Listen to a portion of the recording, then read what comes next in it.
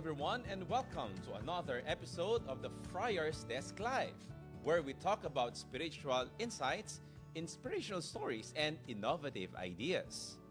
They say the good physician treats the disease. The great physician, on the other hand, treats the patient who has the disease. Joining me in this panel are our esteemed doctors and a nurse. We have here on my right is Dr. Lara May Angeles, the chair of UST Hospital Patient Safety Committee. Good afternoon po. Good afternoon, Father. We have here Ms. Fiona Gesite, RN, a member of Patient Safety Committee. Good afternoon po. Good afternoon, Father. Good afternoon po. And last but not the least, we have Dr. Consuelo Suarez, the chair of Department of Rehabilitation Sciences, Dr. Bebet. Hi, Hello, good afternoon po. Kumusta po? Okay, so we begin with our panel discussion by introducing yourselves. Na? Siguro we could start with Dr. Lara. Good afternoon, everyone. I'm Dr. Lara Angeles. I'm a pathologist in the Department of Clinical Pathology in the UST Hospital. And consequently, I'm also the chair of the Patient Safety Committee of the hospital. Ano pa ba? Well, initially, Father, I was just a member of the Patient Safety Committee when I joined. And then eventually, na-invite na ako nung medical director natin to be the chair of the committee. So, All right, thank you. How about you, Miss Fiona? I'm a Thomasian nurse, okay, and I am also the vice head of the Patient Safety Committee. So I work with Dr. Lara in the Patient Safety Committee, and currently I am the interim chief nurse of the Department of Nursing Services of the UST Hospital. And last but not the least, we have Dr. Bebet. Hi, good afternoon. I'm Dr. Bebet Suarez. I'm the present chair of the Department of Physical Medicine and Rehabilitation and a faculty member of the Faculty of Medicine of Surgery. And I'm the chief program officer of the Research Center for Health Sciences. So that's one of my advocacy is research. So, and also taking care of our patients because we have, ang sa amin kasi is chronic, mga patients na chronic, yung na stroke, tapos nagkaroon ng ibang deficit, no, hindi makalakad. We take care of these patients as well as we treat our athletes as well. So, we take care of our UST athletes. So, they go to our rehab center for treatment. Yun. So today's topic deals more on the doctor and patient or nurse-patient relationship. But before we go to that, let's go personal muna tayo. Personal in the sense that we want to look at you first as being the doctor and a nurse. Who influenced you to be a doctor? Siguro we could start with you, Ma'am Lara, Dr. Lara. I think it's my father who influenced me to become a doctor.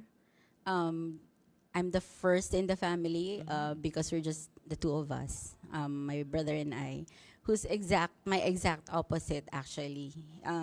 Sila yung mga tipong hindi talaga gustong nakakakita ng ospital, ng dugo. Ako naman, ang pinili ko, I work closely in the laboratory. So talagang puro yun naman yung nakasanayan kong field. Ever since college, I've been exposed to laboratory medicine. So I'm a microbiologist too. So siguro it's second nature that I choose a profession that's more on the laboratory side of medicine. Pero what attracted you to be a doctor kaya? Kasi there are many people who would like to have a job of their own kasi sabi nila, this is my dream job. Is this also your dream job to be a doctor? To become a doctor is actually not, I won't call it really dream job. It's a dream and it's a passion at the same time. Passion in the sense that you would like to be the healer of people. It's not a job supposed to be, diba? Talagang kailangan It's a healer. It's passion and whatever field you choose to be in the world of medicine, you have to be also well, passionate about it. I'm the one that I don't really get to see patients on face-to-face basis, but they call pathologists the doctor's doctor because the doctors rely on us to do their diagnosis for patients management. So I think yun yung ano ko pinaka-drive ko, and siguro yun yung advocacy na gusto kong i-follow. Okay, thank you, Dr. Alara. They say most if you're going to ask the children what will do you want to be when you grow up, and mostly they would say doctors kasi nakikita nila yung gusto nila magpagamot, no? Nakikita nila pag nagkakasakit, these are the people who would heal me, na nandun sila kapag may sakit, no? Dr. Bebet, is it also the same thing that you have as a child? Actually, my idol was my aunt. My aunt is a pediatrician. So, yun. Kita mo sa you go to their office, ang daming mga bata, siyempre ayoko injection. But she was a well-known pediatrician, and that was my dream ever since, no, to be a pediatrician. In fact, when I finished my Revalida, I got my pedia book, Nelson. Sabi ko, magpe-pedia ako. But things did not work out well, and my father said, because I'm a physical therapist, one of the earlier graduates of PT, and sabi ng tatay ko, why don't you take an advantage of what you have? You're a physical therapist. Why don't you go to rehabilitation medicine? Because you know a lot about that. So sabi ko, sige, because of course, like father's wisdom will tell you what's right and what's wrong. So I took up rehab med. As well as my sister naman, PT din siya. She took up neurology kasi yun ang mga pasyente namin. Yun, that's why I'm a doctor, but I got into rehabilitation medicine because of the wisdom of my father. So hindi ako naging pediatrician, but I became a physiatrist, which I'm very happy to be here, no, in being a rehab med. So I can do things that I like. So what's with the rehabilitation medicine that you like, that you stick on it, na parang naging passion na natin? Actually, kasi you make people well eh. We take care, yung Especially mga the athletes, IM, di ba? no, yung mga intermed, acute sila eh. Yung na heart attack, na stroke, kami pagkatapos nun, pinapalakad namin sila, tapos pinapakain. And also with the athletes, it's fun. I mean, it's a passion. Like, you go with the team, you treat them, and then, yun, my earlier days, I was really with the UST Growling Tigers, no, with Coach Eric and etc. So, we go to the teams, pag game, andun kami, pag nagti-team building, andun kami, pag umiiyak sila, natatalo sila, andun kami. Pag pinapagalitin sila, andun. O kung nananalo sila, andun kami. So, I never took rehab, or no, my profession as a job. Parang, I enjoy what I'm doing. So, parang, time flies. Parang ganyan. So, yun. So, fun. And most of the time, we call it a vocation, or not even a profession or a job, di ba? It's a it's a calling. Yeah. Parang may tumatawag sa'yo na gusto mo mag-heal sa mga tao, na magpagaling sa mga tao. Yeah, because because I'm with patients and they would say, thank you very much. They would write you a letter na nakalakad sila. That is priceless. No, I keep the letters given to me by my patients na thank you for being my doctor. I'm able to walk already. Mga ganun. Because sometimes they would say, the people whom you are close to will only be known if you have the disease, or meron tayong, if you are weak, doon mo na makikita yung true friends mo, di ba? Kung sino, kung kailan ka mahina, kung kailan ka hindi malakas, doon mo makikita kung sino yung mga totoong kaibigan at totoong mga tao na nagmamahal sa iyo. And we see that through the doctors and the nurses. Tama po ba? Speaking of nurse, Miss Diona, being the nurse, I would see nurses all around, no? They are quite popular nowadays because we wanted to have many nurses as much as possible so that they could fill up the hospital. Pero kita mo mga nurses pagod. Pero bakit? Why do you choose this course? Actually, Father, I was inspired by my mom. She's a nurse. Okay, so, nakita ko sa kanya before that she's a nurse who listens to her patient with her heart. Okay? And she responds to the needs of the patient with compassion.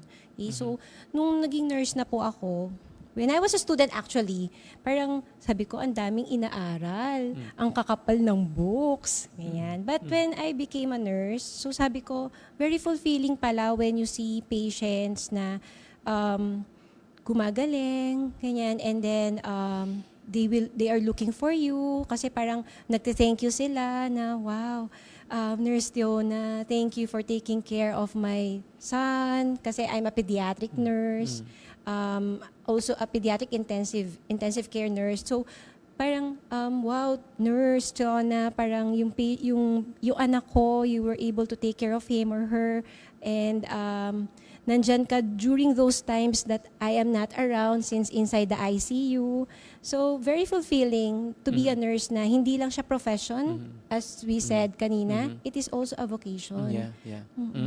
Actually, it's in the nurse that we find compassion, no? Kasi you are the frontliners, you are the ones who would meet up the patients firsthand.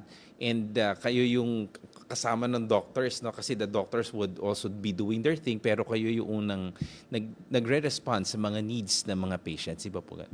Yes, Father. Actually, yeah, very fulfilling yung ganyan kasi as nurses, we are the ones who are at the bedside. So we are the first ones to know what are the needs of the patient, okay? And we are the very first ones to hold their hands when they are in pain. And also, we are very fortunate that we are the partners of the doctors in the entrusts to us the care of the patient when they are not around. So very fulfilling yon, Father. Yes. So in our topic deals more on the doctor and patient relationship, no? And it begins with a trust. The real foundation of a good relationship is trust. But how do we ensure that the patients have a trust in us? Kasi they would really entrust their bodies and their time and their presence doon sa doctors. Dr. Lara, how could we build up that kind of trust with regard to our patients? Actually, it takes time, no? Before they can completely surrender talaga to your caring hands, no? So, I think there is no hard and fast rules when it comes to establishing a good relationship with your patient. As long as they feel that their needs are being addressed, if they have any concerns regarding an ailment, halimbawa, Dok, parang hindi pa rin gumagaling, meron pa rin masakit, uminom na ako. And if you could respond, sometimes they can be persistent at times, but I think if you could answer their queries para ma-alleviate yung mga questions nila about their ailments, I think that's a first step in gaining their trust. But how about Dr. Bebet? They had this trauma with the doctors that, minsan they berated the patients. Why are you doing this? Why are you doing this? May trauma na. Then how could they give their trust again to another doctor na, I need a second opinion. But how could they build another trust na nawala doon sa isang doctor? Actually, the patients can feel if you care for them. So, I would sometimes sabihin nila, Doktora, kasi like the other day, nakita lang kita, okay na ako. Bakit? Really? Parang ganyan. And they would come back and it's your aura. I think they see the aura na you really want them to get well. So, yun yung isa po na and also, you don't think of money. Parang ang mo is, kasi minsan, some could be very scrupulous and they would give mga, ito dapat pagawa mo, ito gawin mo. So, for my case, parang we still go first conservative. Wag agad yung, sasabihin pa-opera na agad. That is the one that the patients would not like to hear, na kailangan operahan ka na agad. Lalo na sa amin, kasi chronic kami. So, we start with conservative means, and then kung hindi kaya, dun pa lang mag-iisip ng ibang gagawin. So, then they see that you care because you don't go agad na operahan ka na agad. Alam mo yung ganon? Merong ganon talaga yung mga, ang Pilipino ayaw magpa-inject, ayaw magpa-opera. So you have to our culture, hindi tayo kamukha ng mga Chinese kasi when we go to Taiwan meron kasi kami na we do injection eh. The Chinese and the Japanese, they go to, kasi acupuncture sila eh. Kaya nila yan. So, pa-inject sila agad. Pero ang Pinoy, hindi ganon. So, you have to look at their psyche as well. Parang Okay, ganun. pero yung communications really is very important kasi sometimes yung communication nga, sometimes it fails kasi yung paraan ng doktor, parang, kailangan gawin mo to, kailangan mo Yeah. gawin niya yan, parang, the patient, lalo siguro yung mga poor ones, how could they respond to medicine or mga activities ang ginagawa ng doctor pag ganun yung patient po? So you How have do to you give respond? them a choice, no? Like, tingnan mo kung ano talaga yung kailangan ng pasyente. Tapos you have to give them the choice. That's their right. Kung gusto ba nila magpa-therapy o hindi, gusto ba nila sa UST o hindi, o doon na lang sa iba, dapat pakinggan mo sila eh. So for example, I have patients who are from Cavite. So hindi sila pwede pumunta sa UST. Then I give them the option, sige doon na lang po kayo mag-therapy, bibigay ko po yung prescription, then you just come back. And then I will tell them, eto, kailangan pa may improvement. And they come because they feel that you're listening to them. You're not imposing that you go to UST because this is the best, etc. You look at their side na sobrang traffic. Paano tayo pupunta dyan? O sige po, bibigay na lang namin. Ang pinapagawa ko nga ngayon, mag-therapy kayo ng isang beses dito, video nyo. Kasi meron tayong video, di ba? Tapos, pagkatapos, tingnan nyo kung pareho yung ginagawa doon, tsaka dito. O kaya, pag gayin nyo yung video, ito yung ginagawa sa akin, sana ganito din yung gawin nyo. Parang Alright. ganun. Okay. Kaya po, minsan, they go to UST not because of the institution or the building, but really the Thomasian doctors and nurses that because meron tayong patient, may patient care tayo, no, na yun ang hinahanap talaga ng mga tao, no, that they go to a particular doctor, particular nurse because they feel at home. Kasi we need the patients to be at home. Kaya minsan yung mga hospitals nga natin nagmumukha ng hotel so that they would not feel that they are in the hospital, no. In the nurse yung sa nurses po natin, how do you keep the communications open to these people, to the patients while they are having all those, parang nag-overthink na sila, what will happen to me?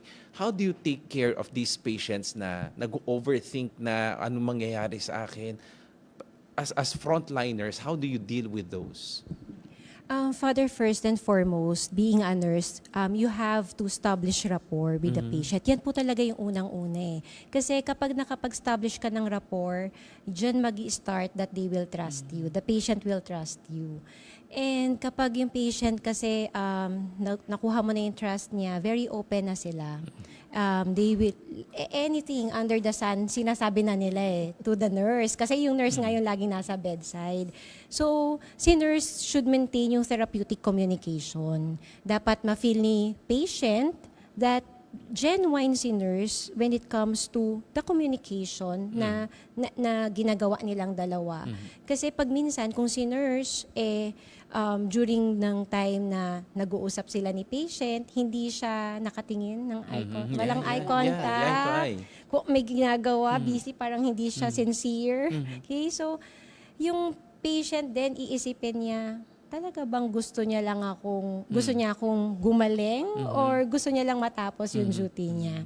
So, importante yung rapport, yung relationship talaga. And also, open communication. Dapat si nurse should always be transparent dun sa patient. And she has to engage yung patient, the family, and kung may caregiver din nakasama, dun sa kanyang care para at least alam niya na okay, so eto kami, we are working as one para gumaling ako.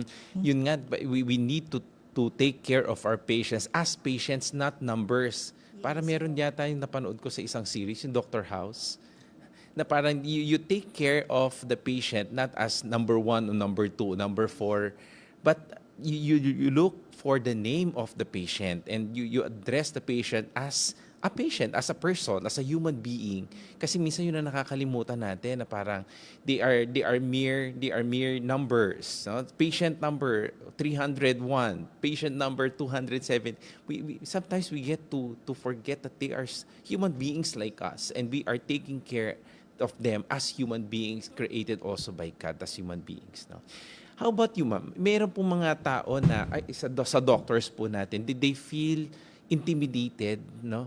The patients feel intimidated by the things that we are telling them, that they are not able to voice out yung mga concerns nila, no? Parang they would just sige doctor, sige okay, sige po, ano pong gagawin po natin? But they are afraid of especially for the Asian, for Filipinos, we do not voice out. Ano po yung masasabi natin sa ganung mga patients? How do we deal with the patients like that? Okay. Sa akin, I get that all the time, kasi minsan, in the laboratory, when we do explain them some sophisticated test, so sasabihin nila sa amin, Dok, ano yan? Anong gagawin dyan? Is it just, will they get a lot of blood? So we get that all the time, no? So I think in throughout the years na nagpa-practice ako, nasa pag-explain mo kung ano yung gagawin mong management sa patient. Pag naintindihan nila, pag na-try mong talagang go to the level na talagang, ito na yung pinaka-basic, walang masyadong medical jargon. Pag nag-gets nila yung gusto mong gawin sa kanila, mag-ano sila, mag-open up sila Basta naiintindihan nila, kaya kailangan mo talaga silang i-engage. So, kailangan mo din minsan pag may kasama silang syempre pag medyo elderly or bata yung pasyente mo, i-explain mo din syempre dun sa kasama kasi like in pediatric patients, hindi maiintindihan ng mga bata pero pag medyo nakita ng bata na yung mami niya, sige anak, this is ganito lang yung gagawin natin, mag-ano na rin, medyo mahihimas-masa ng konti yung patient and they will open up. It's engagement. Yes, tama yung sinabi ni Ma'am Tiona kanina. Pero do most patients ask questions or they would not dare ask questions because you are the doctor, you just tell me what to do?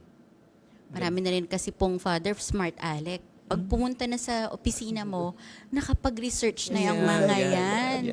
Kaya nga meron na tayong Google Doctor. Dr. Google. Dr. Google. Yes. So kung minsan, kasi sabihin mo rin sa kanila na hindi po lahat ng nakikita at nababasa sa Google. Okay, some of it may be true, but a lot of it is, it's a compilation of researches. Well, doon naman talaga nabubuhay ang ang medicine, di ba? But I think pag gagawin mo na mismo yung procedure dun sa pasyente and you assure them that this will be fine, we're gonna do this for your own good and we need this for your diagnosis, then they will slowly open up and get warm. That's it. I think ganun lang talaga yung trick. Okay, Father, I would like to Yeah, add of on that course. po, no. Actually, talaga with the patients, number one talaga dyan, lalo for pediatric patients, you really need to explain the procedure. Pero, question, paano ma-explain sa super young? Okay? So, meron po kasi kami sa nursing na play therapy. So, you can use that to engage yung patients natin at their level para they will be able to understand. Kasi talagang for IV insertion, magwawala yan. But explain to that child ano yung importance, okay, of that IV insertion. Masakit naman talaga matusok. So, do not lie to that patient, to the pediatric patient na hindi yan masakit. It's not helpful. Kagatan lamok, pwede ba yun? I know, Father. You have to be honest. Okay? So, this is really painful. It will cause pain. It will cause you pain, but this is very important for you so that you will be better. Okay? So, you should also tell the patient, the pediatric patient, that para hindi masakit, konti lang, okay? Huwag kang masyadong malikot. Okay? So, ganun po, Father. Even yung mga pagbibigay ng mga IV injections, so IV push. So, you have to kasi minsan dadating ka pa lang, yung nurse magbibigay ng gamot, umiiyak na. Okay? So, ang kailangan natin is to do a play therapy. Explain sa kanya yung para saan yun. At hindi naman masakit kasi nandun naman yun i-inject sa port. Okay?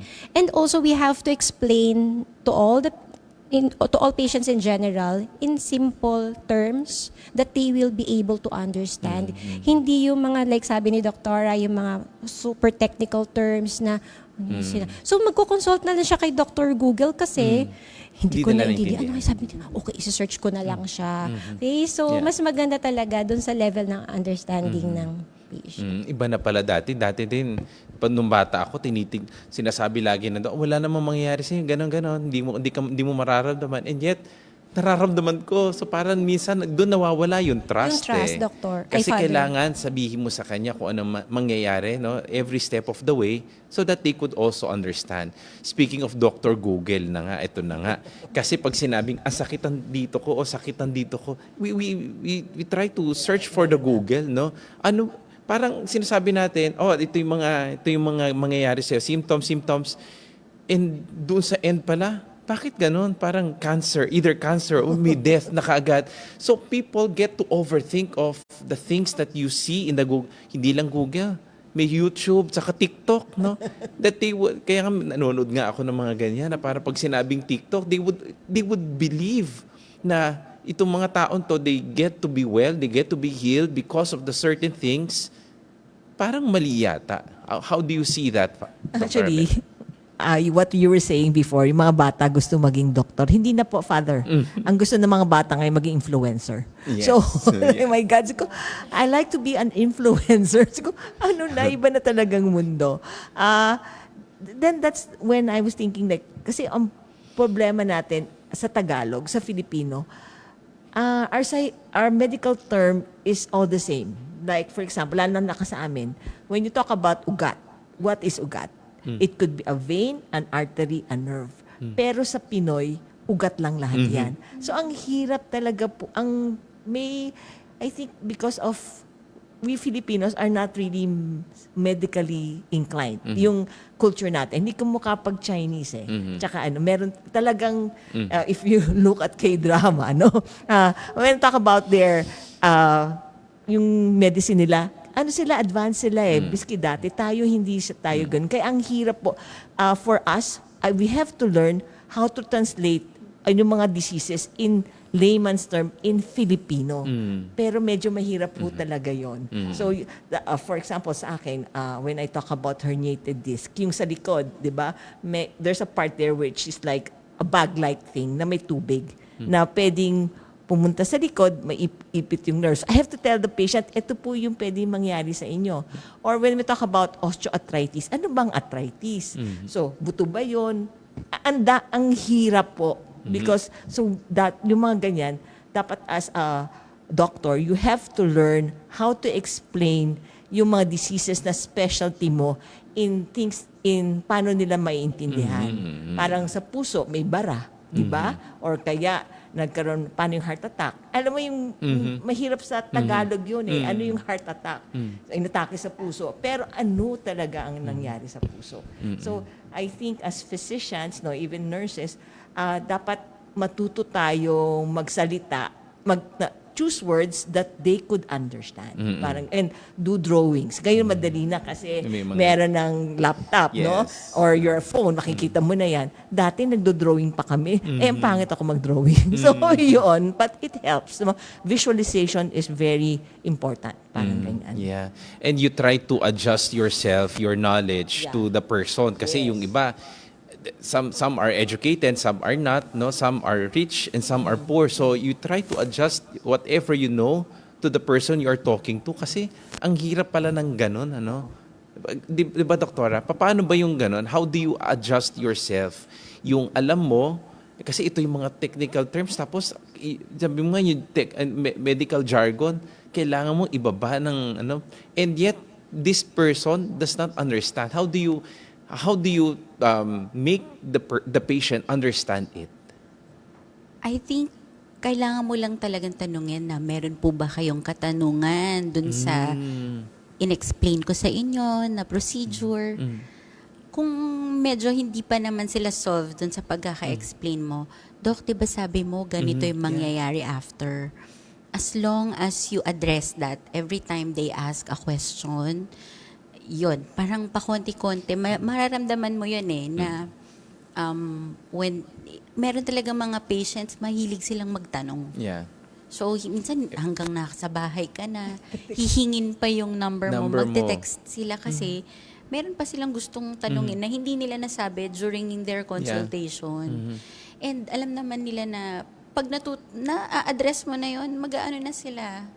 Parang pag sinabi ni Google ganito, ba't sinabi ni ito, coming from this, a very respectable doctor, dito nakasulat sa Google or sa YouTube, sinabi niya, a very respectable doctor, tapos as against your word. How would you address that?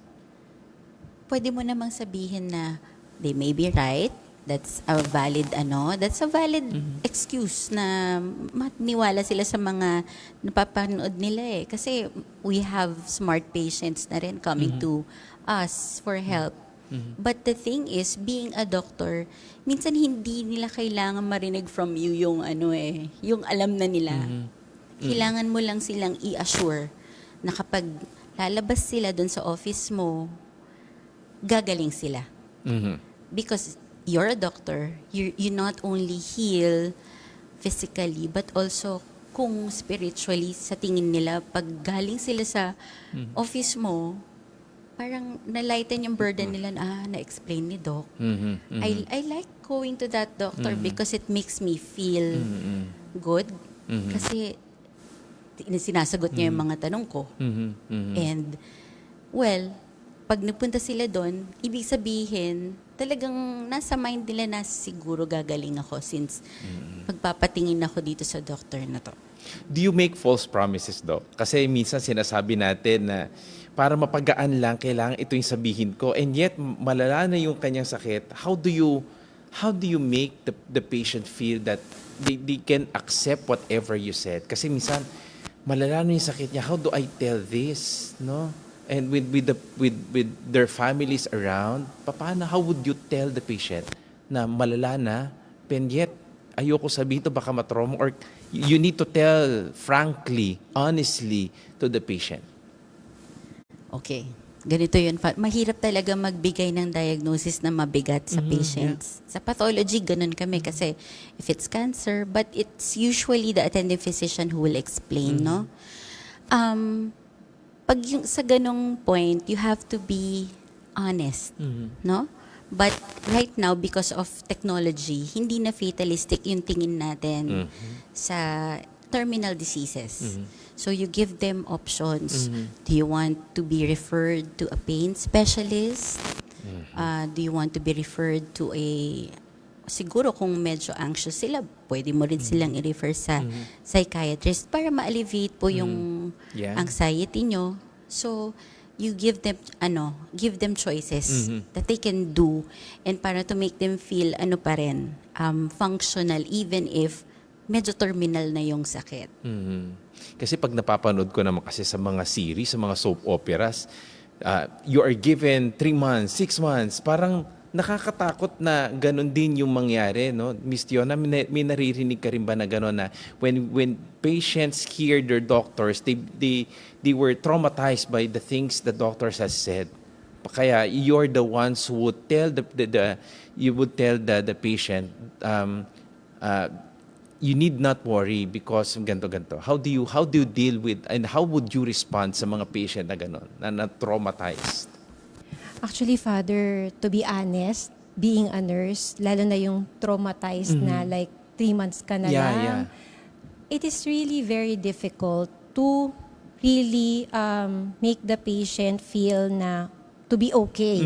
Di ba nga meron tayong it's okay not to be okay. Yes. But to be a nurse, you just have to be there sa pasyente just to listen to the patient. Let the patient feel that you are there para kung meron siyang question, may need siya, you will be able to provide. And you should also assess the patient kung hanggang saan ba yung understanding niya din. Babalik ulit tayo dun sa understanding niya, dun sa nasabi ni ni doktor. And also, as a nurse, you should also communicate with the doctor.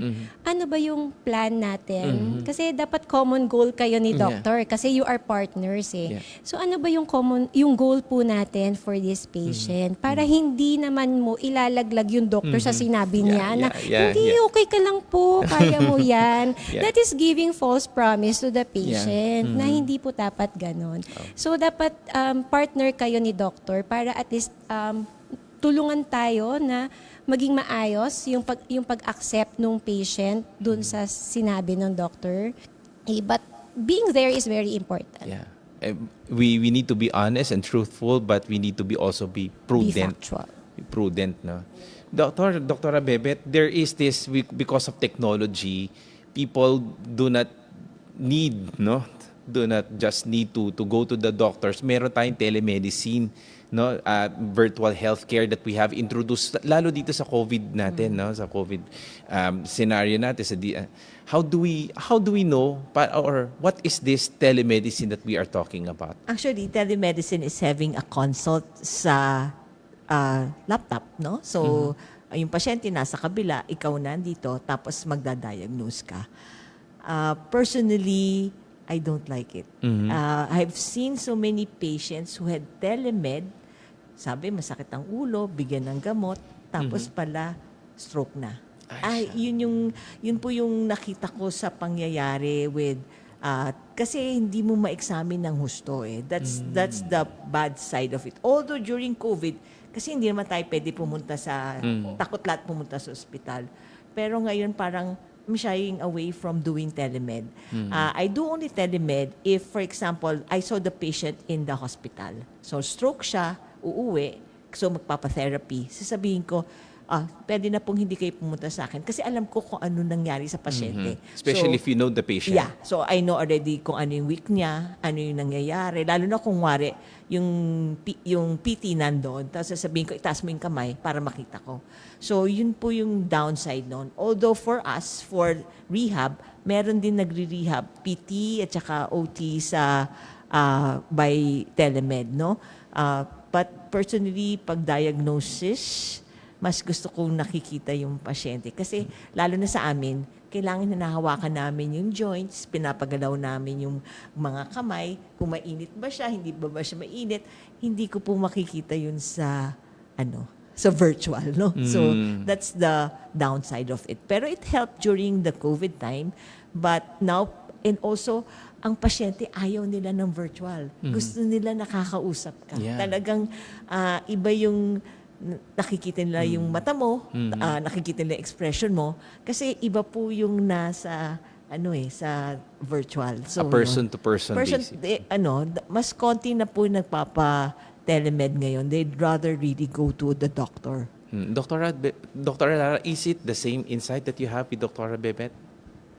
Yes, Father. Ako personally din kasi iba talaga pag merong human touch. Meron talagang isang aspect ng physical examination that no amount of telemedicine can do. Kasi sometimes you want to elicit something like how painful it is. They tell you, halimbawa, in a scale of 1 to 10, naiintindihan ba nila yung 10 na sobrang namimilipit na sila? It's different kasi when you see them, naglalakad pa lang sila papasok sa office, talagang nahihirapan na alam mo they're in pain. So, okay. So, let's go to the emergency room right away. But in telemedicine, medyo mamamask yung ibang siguro dahil nga nung pandemic, kahit papano nakatulong ng konti. Kasi there are times na like elderly, minsan hindi mo na sila mapapunta sa hospital dahil it's too risky. Pero ngayon, open na tayo. So, I think better pa rin pag face-to-face yung consultations. Para mitigation purposes lang yun. Parang Opo. we just need this telemedicine at that proper time because we cannot consult and have a diagnosis during those times. Pero better, lalo sa Asians, no? Mga Asians, we need to we need to talk with each other, and we cannot just be talking through virtual. Kasi kahit naman sa classes, di ba?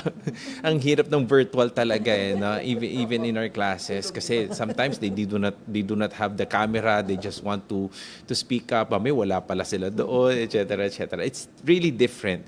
Now we go to the World Patient Safety Day. No? We have World AIDS Day, World Heart, World Kidney, but this September 17, we have this World Patient Safety Day. What can you go us through? What is this World Patient Safety Day, Dr.? Okay. World Patient Safety Day is usually celebrated annually, September 17. It was coined after World War II, actually, nagkaroon na ng mga health systems yung mga bansa. But they noticed that you have to address certain issues in healthcare. So, ang daming naooperahan ng mali.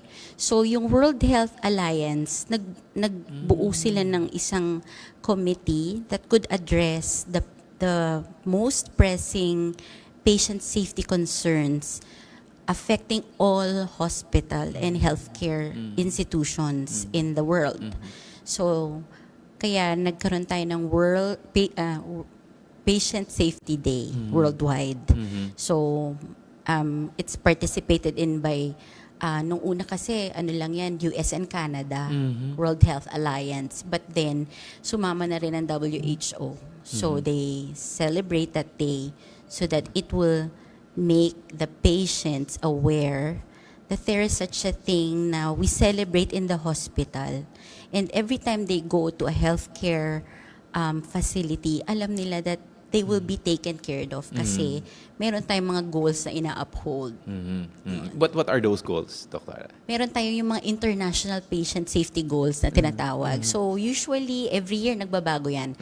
Most of them, identification ng patient, tapos prevention of infection in hospital care setting, tapos yung iba, correct procedure or correct surgeries, and yung iba naman, pagbigay ng high alert medicine. Ganun lang naman ang example ng mga patient safety goals. So, these are issues that are very, very important na kailangan every hospital should protect and uphold by all cost. So, every time na papasok ka sa ospital, alam mo na yung hospital na to will do their best to keep you safe during the healthcare delivery system. Okay. Miss Tiona, could you give us an example? Ano ba yung mga gano'n na for the hospital to keep you safe, or with this World Patient Safety Day? What are the examples? Or First John Father is yung identify patients. So yung patient identification, which is very important. So before we render patient care, before we do a procedure, so very imperative that we identify the patient. So first, you get the patient's name, full name. You ask the patient, okay? Hindi yung you will ask, you state the patient's name and then yes or no lang. It should not be that way. You have to ask the patient to state his or her name, and then at the same time, you check the ID band. Okay? And then other than the patient's name, the second identifier is the birthday. Okay? You check the ID band also, while in-state niya yung birthday niya.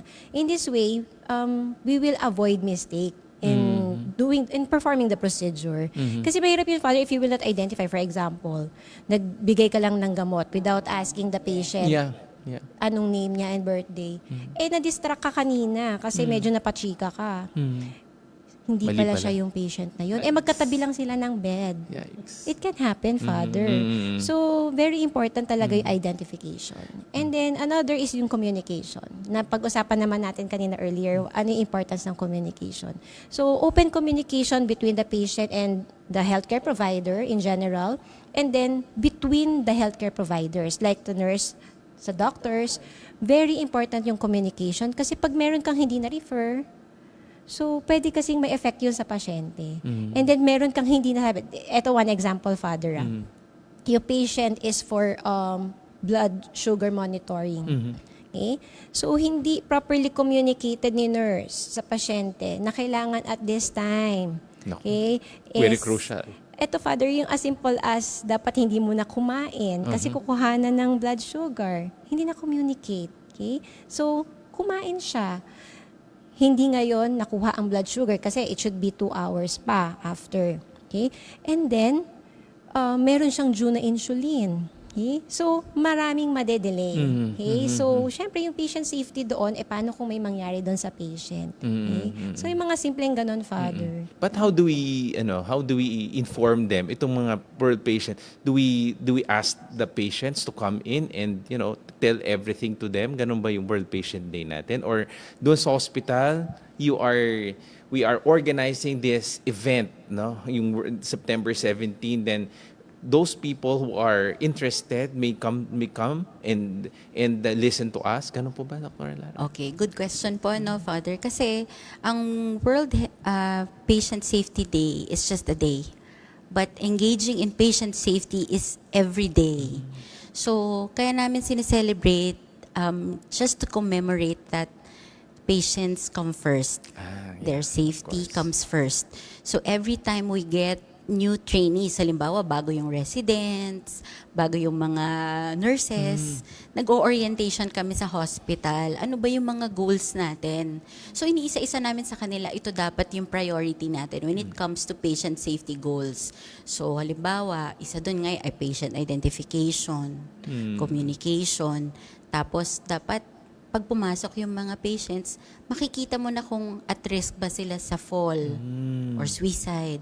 So lahat yun, every time papasok ang pasyente, mapa-outpatient or inpatient, lahat ng healthcare provider dapat aware sa patient safety goals that should be upheld in every health facility. So para pala sa mga contractors siya kasi ay handling the facilities, no? Pero parang toolbox pala yan. So before the workers should do their work, yung ginagawa nila, at kailangan meron silang toolbox meeting on how to do certain things that yung mga safety lalo, no? Are they wearing the proper tools, or the proper uniform, proper clothings, etc. etc. Ganun pala yun. Dr. Bebet, meron dito, this year's theme is engaging patients for patient safety, no? Ano po ba yun? How do you... Actually, when we decide, hindi, kasi dati, ang word ng doktor is rule. Now, it's not. So when you decide on what to do with the patient, dapat ang pasyente kasama din sa decision. Like sa amin, for example, kailangan mag-therapy. Kung ayaw ng pasyente, anong gagawin mo? You have to, hindi porque dapat i-therapy, the therapy. So lahat yan, like, kunwari, ang patient is already end-of-life care. So, tapos sasabihin, i-refer sa amin, end-of-life care eh. So, then the patient will decide na, no, we don't want any therapy anymore. So, in all the decision, lalo sa cancer, no? Will you go palliative lang? Ibig sabihin, mula ng aggressive measure or go aggressive, dapat andun yung pasyente. Dati kasi, pag may cancer ang pasyente, hindi sinasabi sa pasyente. Yeah, that was with my mom. My mom had cancer. And nobody wanted to, nobody told her that but she knows she has cancer. But everybody's were told, afraid. No, nobody ruled of my tita, who's the doctor. Nobody will tell her, which was unfair because she could have prepared herself. But now it's changing. Like, if you have cancer, they tell you in a nice way that you have cancer. So, these are your options. Pwede kang mag-aggress. Kasi ang dami ng treatment. So, you could go aggressive or you don't go. It's depending on the stage. So, the patient will decide. Kasi sabi niya, ayoko na, pagod na ako. So, you have to respect that. So, that's patient safety. And also, decision is not by the family, but decision is by the patient and the family. So, yun yung importante. But do you convince the patient to do so? Or bahala siya kung anong gusto niya? Of course, you still have, that's your obligation as a doctor, but you don't push it.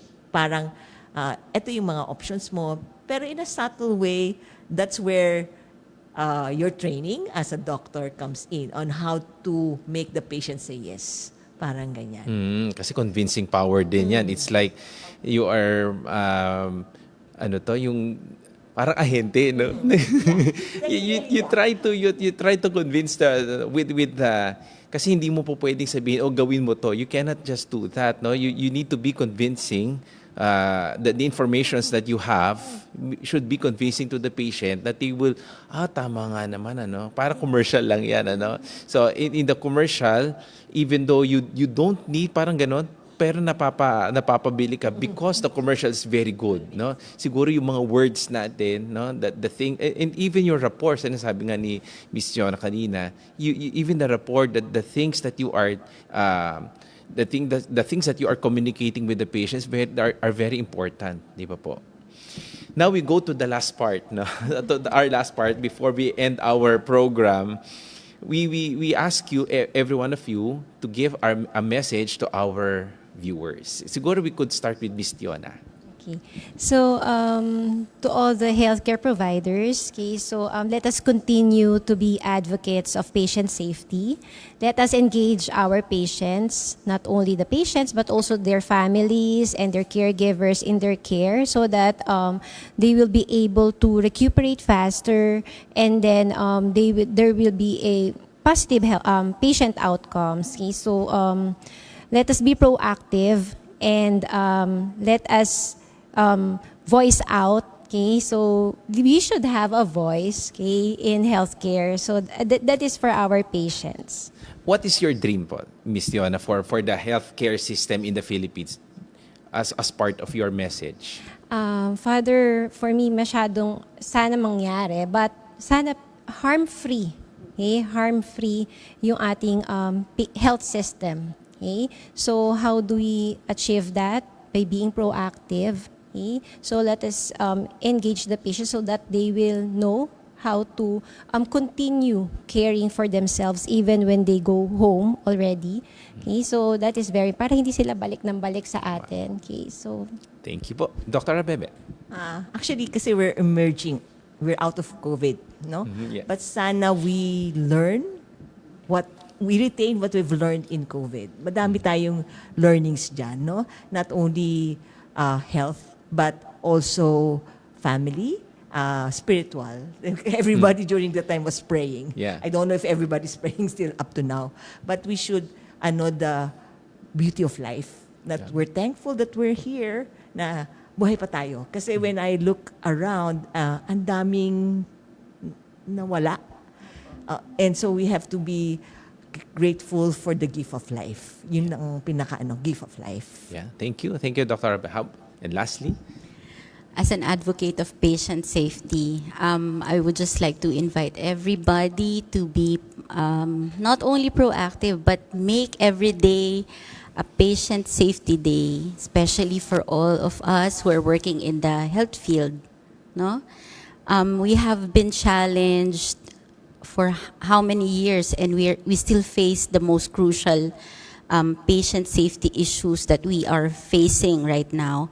And the COVID has been one of our challenge actually in terms of upholding patient safety. But now that we are emerging, katulad ng sinabi ni Doktora,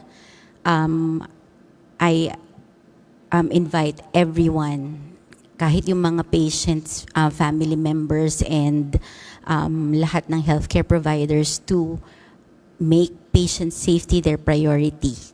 And patient safety always comes first. Thank you.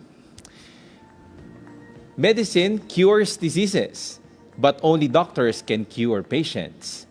Thank you to our guests who have been given their time and presence, Dr. Lara, Ms. Tiona, and Dr. Bebet. And thank you everyone for watching us. Laudare, benedicere, predicare.